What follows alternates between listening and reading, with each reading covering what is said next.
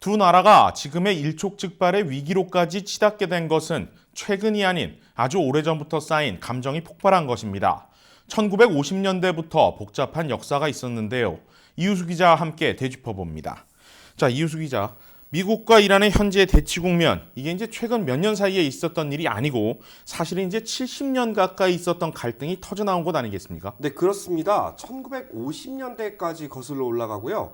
당시 이란의 석유 수출이 영국의 자본에 의해 이루어지고 있었습니다. 네. 그러다 보니 당연히 큰 이득을 보지 못했겠죠. 네. 그런 상황에서 이란 총리가 석유의 국유화를 단행합니다. 네. 당연히 기존의 이득을 보던 미국과 영국은 마찰을 빚었고 이란은 이를 타개하기 위해 소련과 협력하면서 사회주의 국가로 낙인이 찍히게 됩니다. 자, 미국과 영국이 가만히 있지 않았겠네요. 네, 그래서 미국과 영국의 사주를 받은 조직의 쿠데타가 일어나 이란 정부가 장악을 당하죠. 네. 이때부터 이란 국민들의 감정이 악화되기 시작합니다. 네. 그리고 1979년 이란 혁명이 일어나는데요. 군주제가 무너지고 이슬람 종교 지도자가 최고 권력을 갖는 체제로 바뀝니다. 네, 이슬람 공화국이 된 것도 이때고 당시에 이제 최고 이슬람 지도자의 이름이 한 번은 들어봤을 겁니다. 호메인이라고 하죠. 네, 바로 그때입니다. 이란 여성들에게 강제로 히잡을 쓰게 했던 것도 이때고요. 네. 서구화에서 다시 이슬람 종교주의적 색채로 반미 정서가 더 깊어지기 시작한 그 시점도 바로 이때부터입니다. 그리고 호메이니 지지자들이 주 테헤란 미국 대사관을 점거해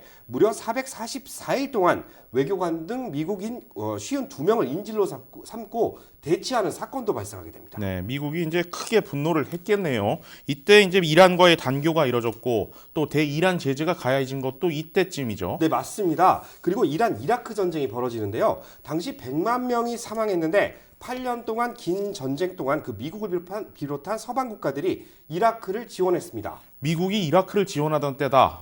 그때와는 뭐 당시 시점에서는 상황이 많이 달랐는데 자, 어쨌든 이란과 미국 계속 강대강 악화일로를 걸어왔네요. 네, 사실상 이때부터 이란은 미국을 주적으로 여기기 시작했습니다. 네. 이후 미국 전함이 이란 여객기를 격추하는 사건도 발생했지만 미국은 사과하지 않았습니다. 네. 자, 이런 역사들이 있는데 지금의 미국의 대이란 제재의 이유는 아무래도 이제 북한하고 마찬가지겠죠. 핵 개발을 억지시키려는 것 아니겠습니까? 네, 그 시점은 바로 모두 잘 아시죠? 9/11 테러 이후였는데요. 네. 당시 부시 대통령의 악의 축이란 발언 기억나십니까? 예, 기억납니다. 네, 그리고 미국이 이란의 핵 프로그램을 이유로 강력한 국제사회 제재를 끌어냅니다. 네. 석유 수출이 막힌 이란 경제는 더 큰 타격을 받게 되고요. 악의 추계고리에 이제 이란이 들어가게 되고 국제사회의 제재를 미국이 주도하에 이제 이끌어내게 된 상황.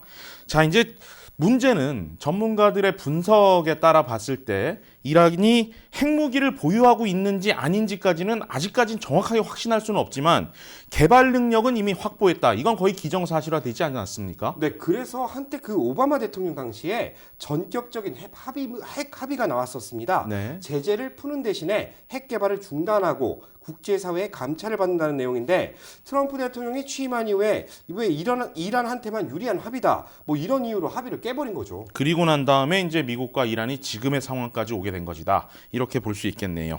알겠습니다. 이유수 기자였습니다.